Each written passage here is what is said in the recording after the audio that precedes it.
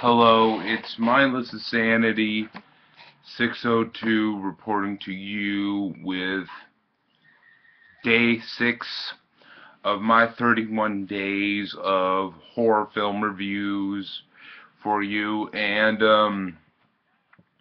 I'm trying to, probably every other review will be a requested review, and every other review will be something that I want to talk about. And I decided to, give this flick a second try, and it's the I Spit on Your Grave 2010 R-rated 108-minute crime horror thriller from Stephen Monroe. Anyways, first things first, I'm gonna give you my brief thoughts on the original I Spit on Your Grave. It's not a very pleasurable film to watch, but it is a quality film. It's a quality film that really tackles, the rape revenge stuff to a pretty good level. I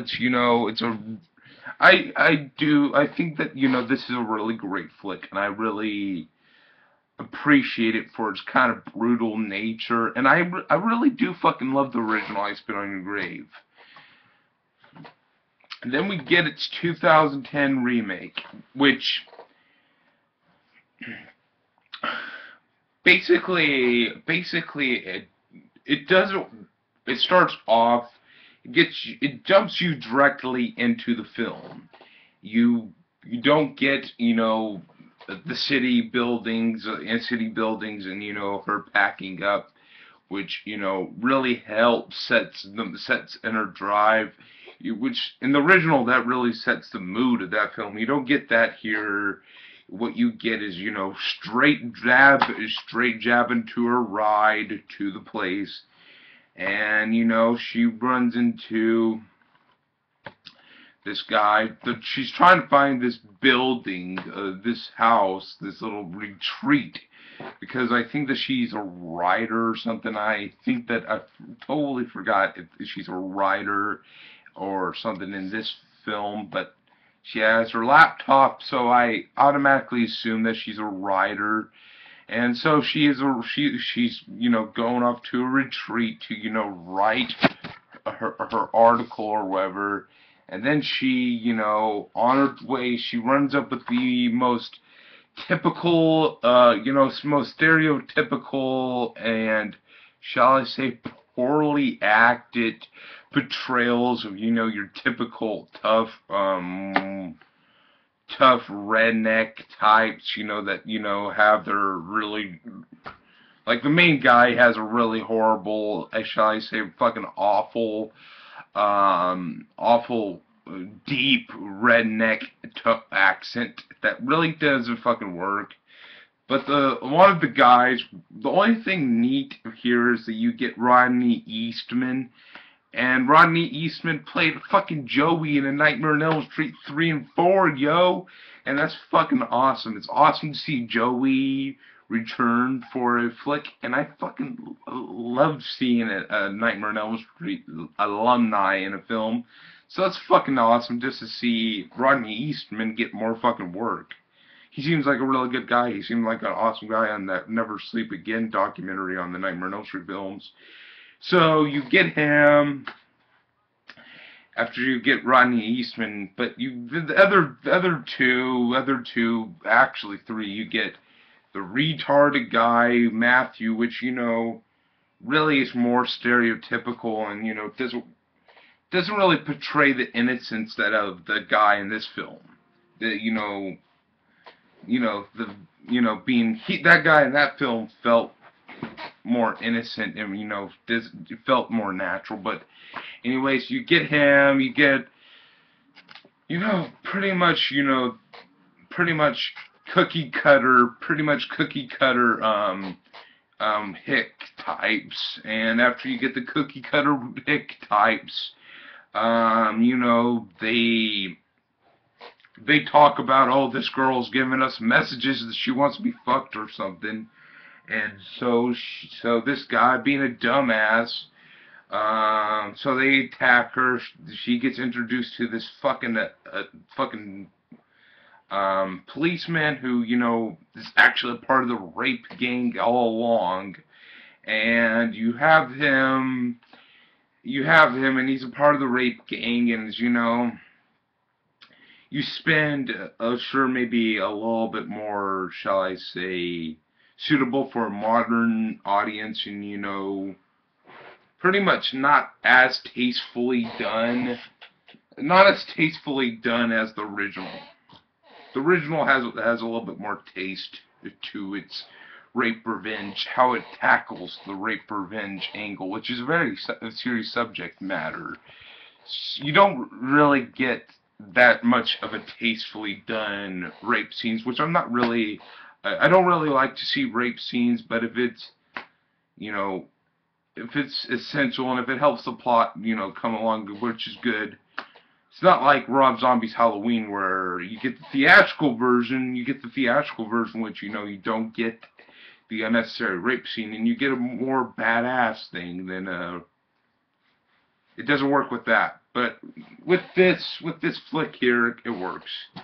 So anyways, you get the cookie cutter, and then they think that she's dead, and then they continue to live or go on with their business. Fucking dumbass motherfuckers. Like, seriously, these people, I'm not saying that I would do any rape myself, because I think it's fucking awful. I think it's fucking awful and unjust. But if I were to rape somebody, I wouldn't be a fucking dumbass and film it. That's basically what that whole entire fucking angle is here to do. Make this a modernized version modernized version of the original, and also is there to just add to some convenience and drama later for the plot. When they said, "Oh, dumbass, you shouldn't be filming it," and I'm sure I may not be the smartest tool in the shed, but I at least would know not to fucking film that shit. There's some really dumb decisions in this film, and as the story goes on, she slowly takes revenge on, the people. In this film, you don't get, you get a little bit more too much of, like, fucking Saul. In the original one, you just get a simple cut and dry when she's getting her revenge. When she's getting her revenge on her attackers. It comes off more. It comes off more, shall I say, realistic, and seems like something that it has a more natural flow to it. It has a more organic flow to it. You have that. In the original, it isn't as planned out and stupid. Sure, she must have waited a long time after this to plan it, but it just seems really stupid. It seems like they're trying to, get that brutal Saul audience into the motion picture. And then later on in the film, you see that Jennifer Hills, the person who got raped, is taking the guy's daughter, pretending like she's taking the guy's daughter who raped her, and did that, and that's. I don't know. I'm just not a big fan of that. I'm not really a big fan of. Even if it's implied, I'm not a big fan of, any form of, child endangerment in films. Even if it's implied, and even if it's not sincerely going to happen. I'm just not really keen on that, but whatever, she, sticks a shotgun up the guy's ass in the film, and she gets really fucking brutal as all fucking hell. But Uh, all in all, I'm not really a big fan of the I Spit on Your Grave remake. And I'm not one of those people that, automatically points fingers and say, fuck remakes. Those people fucking piss me off. Most remakes aren't bad, as people in the film fan community claim they are. There's some shit ones, like Rob Zombie's Halloween and Evil Dead, but I'm not really going to talk about those.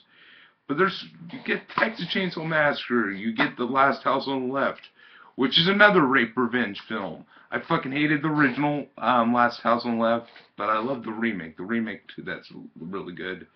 The My Bloody Valentine remake. There's a lot more. I even like the Nightmare on Elm Street remake. Fucking handcuff me. Fucking handcuff me. Since I like the Nightmare on Elm Street remake, fucking handcuff me. Fucking do it. I don't care. I love that flick. I used to hate it, but I just can't really support the I Spit on Your Grave remake.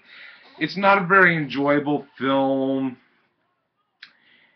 It just, this one really, the first one's a very shocking and immersive flick. A shocking and immersive flick that really fucks with you, but it has a little bit more of, the original title of it was Rise of the Woman, and it just has a big woman empowerment message to it, and I really like that. I like that fucking angle.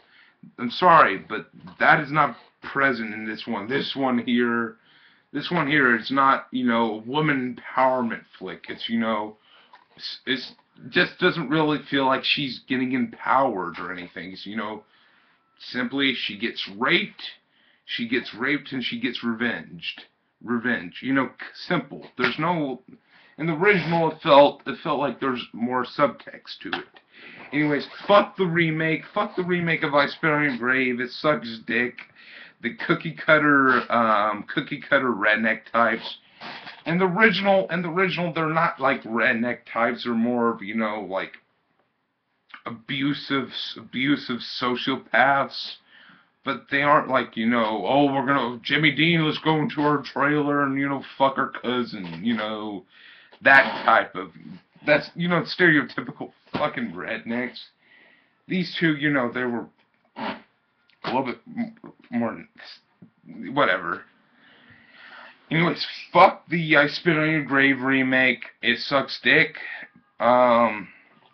This one got a sequel, and I'm casually interested in it. I'm not really gonna go forth and see the I Spit on Your Grave 2010 version sequel because it doesn't really interest me. And was gonna be reports that there's gonna be a third one to that, but they just dropped that, and they're gonna make a sequel to this film.